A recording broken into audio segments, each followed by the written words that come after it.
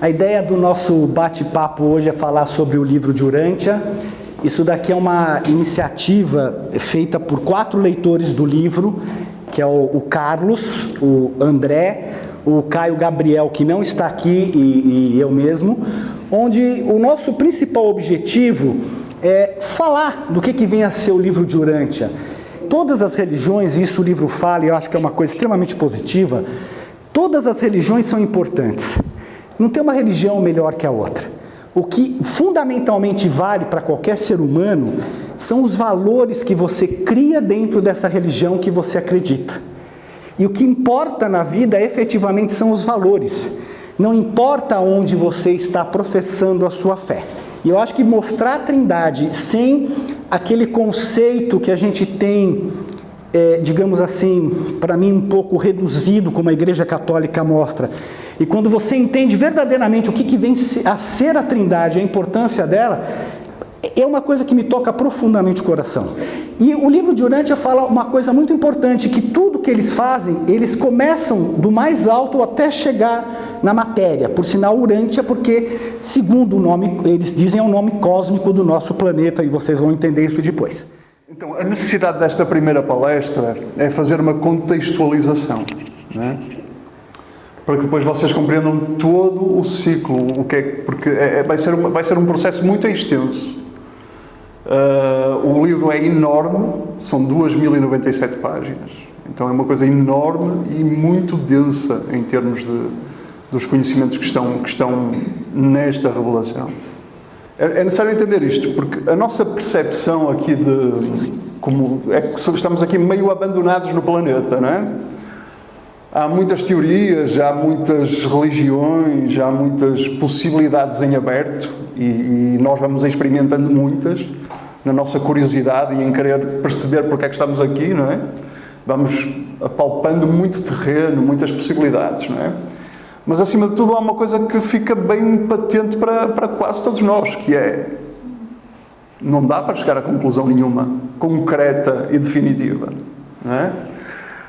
E acima de tudo há uma sensação de orfandade, há uma sensação de que estamos aqui meio perdidos, quer dizer, talvez 90 e tal % da humanidade acredita em Deus, mas ninguém o viu, não é?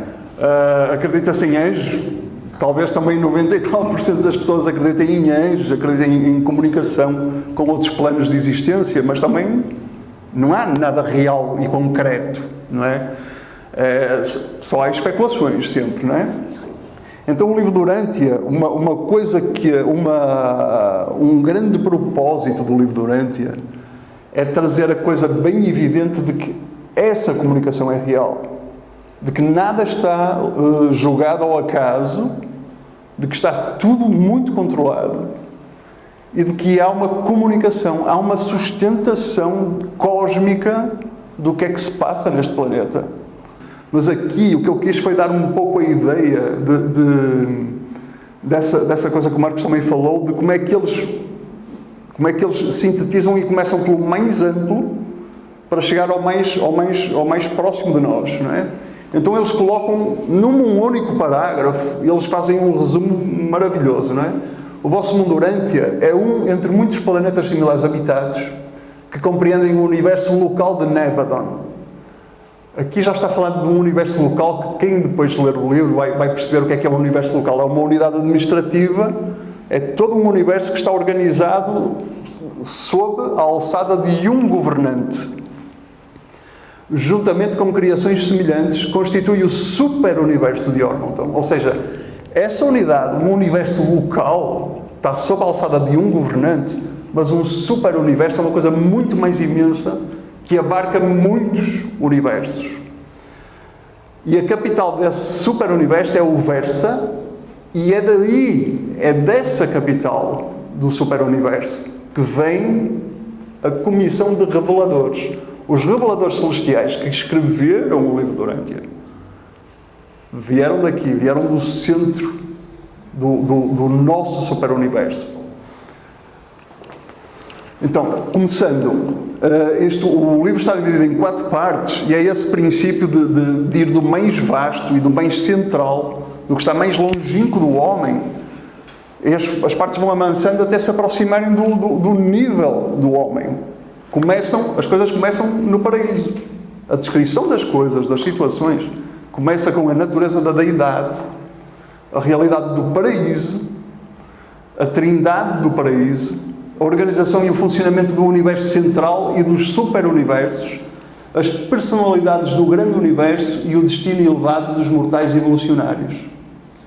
Então, as coisas começam do centro mesmo, do centro dos centros do universo. A parte 2, descendo, já avança para o nível dos universos locais e constelações, ou seja, já parcelas menores da realidade, aproximando-se do homem cada vez mais.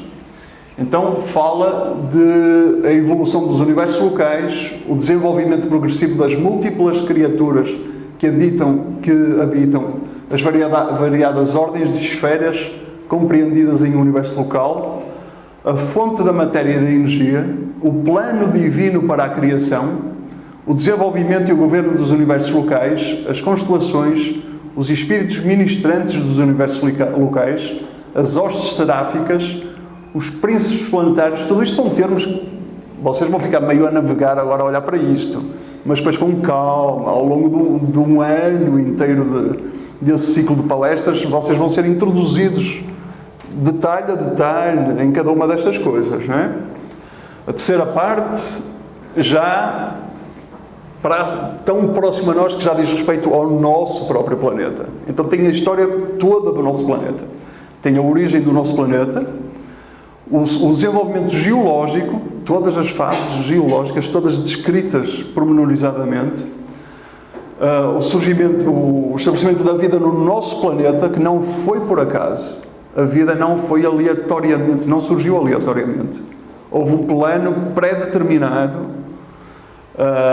É todo um processo realmente que essas instâncias cósmicas vêm e implantam a vida em cada planeta que está destinado a isso. Está destinado a receber todo esse processo evolutivo e algum dia ter uma humanidade nesse planeta. Que é esta quarta parte do livro. Ela compreende um terço inteiro do livro. São mais de 700 páginas com a vida de Jesus.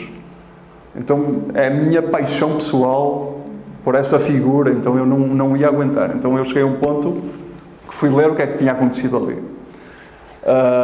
E é assim, o Jesus descrito no livro de Urântia é muito mais do que o Jesus que nós imaginamos. Muito mais. Mesmo para aquelas pessoas que, dentro de uma perspectiva católica, entendem Jesus como a segunda pessoa da Trindade. Mas, com as coisas que estão esmiuçadas e pormenorizadas no livro, embora aqui ele não seja a segunda pessoa da Trindade, ele aparece como muito mais imenso de qualquer perspectiva que nós tínhamos antes. Então, é assim, se nós olharmos para o panorama planetário, nós vemos as coisas mais diversas, não é? Catolicismo, islamismo, sikhismo, judaísmo, hinduísmo, shintoísmo, budismo e outras, não é? O que é que acontece? Todos esses tipos de religião que acontecem no planeta neste momento estão divididos por estas 4 espécies de religião. Basicamente, elas são duas, que é a evolucionária e a revelação, que é de origem revelatória, não é? Mas depois as outras são uma mistura de tudo isso. Na verdade, quase todas as religiões que estão no planeta são uma mistura em algum grau das duas coisas, do aspecto da religião evolucionária e do aspecto da religião que é revelada, não é? Começa tudo a ser misturado ao longo do tempo. Como o livro de Urântia, de repente a coisa fez sentido. As peças encaixaram-se, porque é assim, o que eles descrevem é que, tudo bem, as multidões humanas, as criaturas evolucionárias do tempo e do espaço, não só os seres humanos, mas os anjos também, estão em crescimento evolutivo, estão a caminho do paraíso. Mas há outra contraparte. A outra contraparte que dá equilíbrio a toda essa orgânica evolutiva é a evolução do que eles chamam os filhos de Deus, os filhos do paraíso. Porque os filhos do paraíso evoluem num processo oposto ao nosso. Ou seja, eles evoluem experiencialmente e essa evolução experiencial faz-se por descida. Eles descem para evoluir.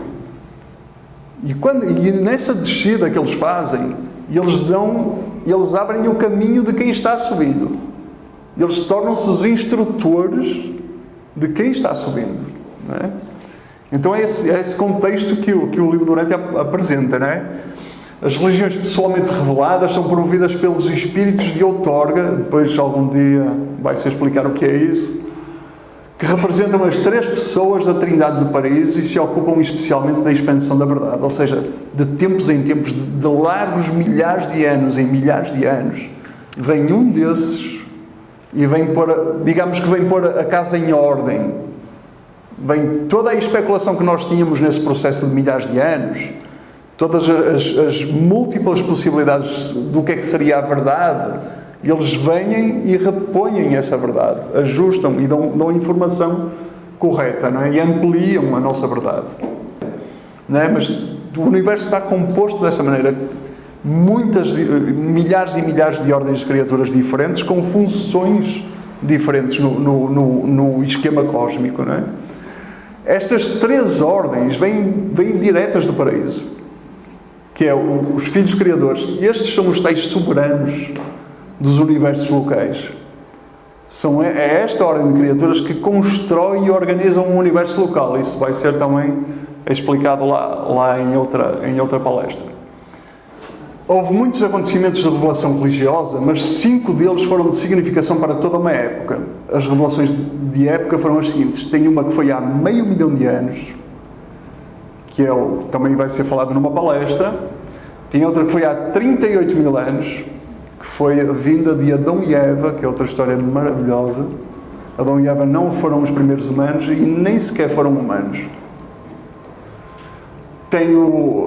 Há 4 mil anos, no tempo de Abraão, veio o Melquisedeque, que a Bíblia refere 2 vezes, mas fica uma figura muito misteriosa. O livro do Urantia conta a história de Melquisedeque. Há 2000 anos veio Jesus e finalmente os documentos do Urantia. Agora é assim, gente, isto são revelações de época, mas não significa que todas as outras revelações que aconteceram não sejam extremamente importantes para a humanidade. Não é dizer assim, estas foram as revelações de época, então é um demérito para todas as outras revelações. Não é isso. São funções diferentes.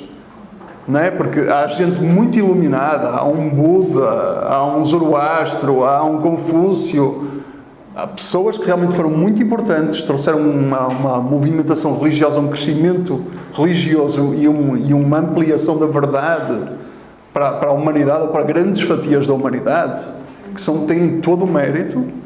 Mas é assim, essas foram pessoas inspiradas. Aqui não são pessoas inspiradas.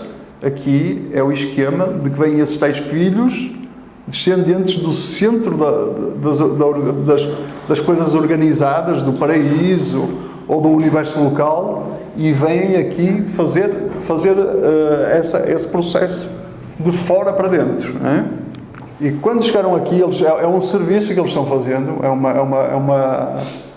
é um serviço especial que eles estão fazendo, e eles submetem-se a entrar em corpos que são construídos especificamente para eles interagirem com a humanidade. Digamos que aos olhos dessa humanidade primitiva, porque é uma humanidade de há 500 mil de anos, então é primitivo mesmo, não é? É animalzinho quase. Então esses 100, de repente, aparecem aos olhos daqueles humanos primitivos. É óbvio que esses 100 aparecem como deuses, porque não é? Estamos a falar de supracientistas, que vão calmamente, muito lentamente, ensinar os rudimentos da civilização a essa humanidade. Vão instruí-los nas artes, em todo o tipo de artes. Vão trazer uma escrita, vão trazer indústria, vão trazer comércio, vão trazer religião. A roda. Vão trazer a roda, trouxeram a roda, o fogo foi descoberto há 1 milhão de anos.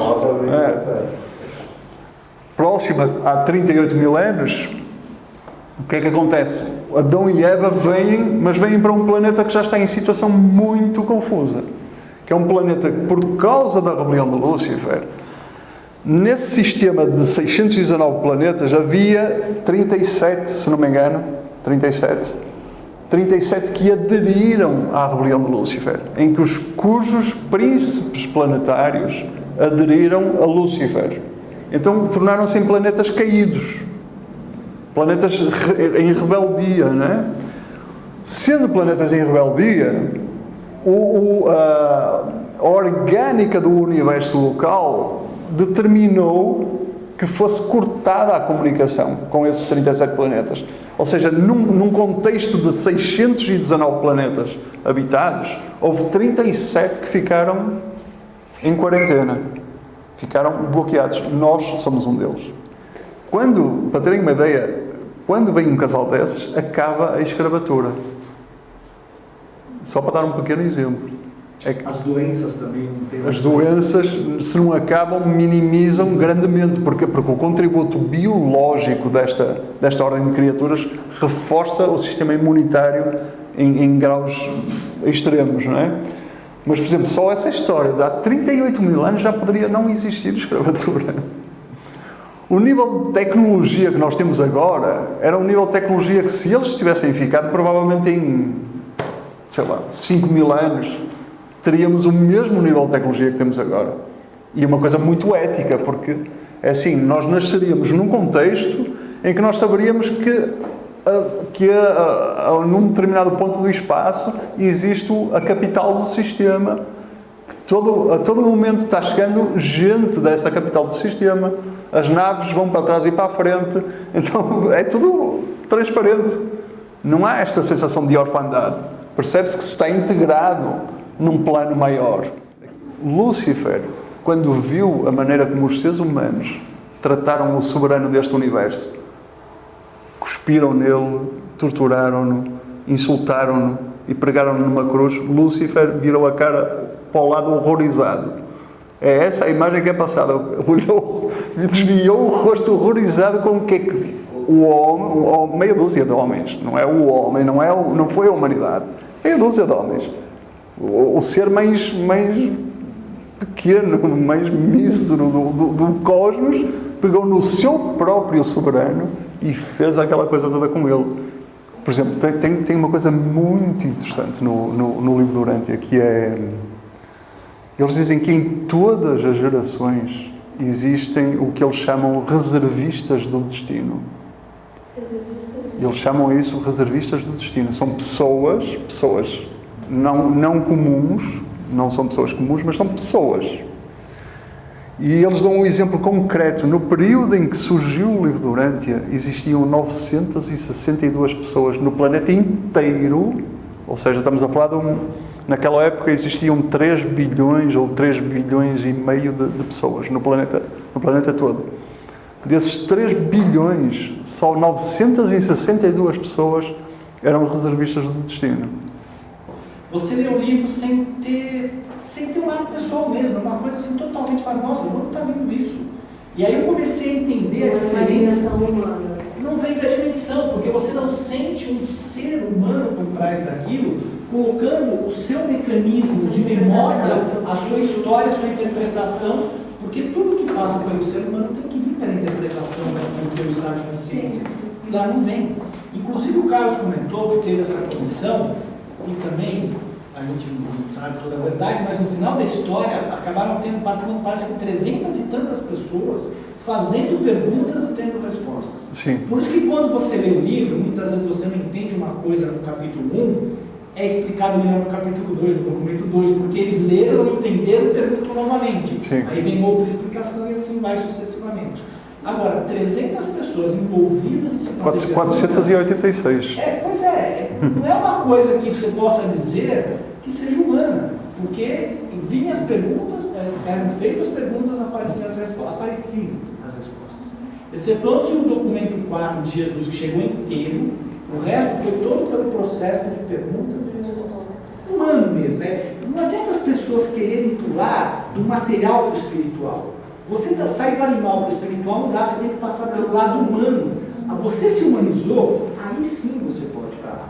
E as religiões dão esse desgosto para nós, porque eles colocam utopia para as religiões. Não, você vai, só que você não consegue sair daqui. Eu não te disse como você sai do lado animal, como você se torna humano para você chegar lá. Muitas crenças que nós temos tendência a reportar isso à nossa identidade, e não é.